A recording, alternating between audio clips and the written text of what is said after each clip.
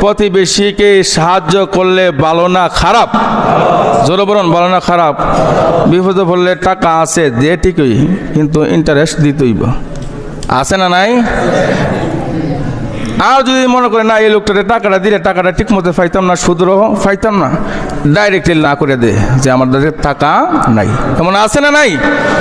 অথচ আল্লাহ রসুল সাল্লাল্লাহু আলাইহি ওয়াসাল্লাম বলেন, তোমরা তোমাদের প্রতিবেশীর হক আদায় করো, প্রতিবেশী বিপদে পড়লে তোমরা তাদেরকে সাহায্য করো, সহযোগিতা করো। আর প্রতিবেশীর মধ্যে এরকম প্রতিবেশী আছে, যদি 1000 টাকা ধার দে, 1000 টাকা নিয়া তারপরে বছরের পর বছর চলে যায়, টাকা দেওয়ার আর কোনো খবর থাকে না, এমনও আছে। কথা বলেন ঠিক কিনা?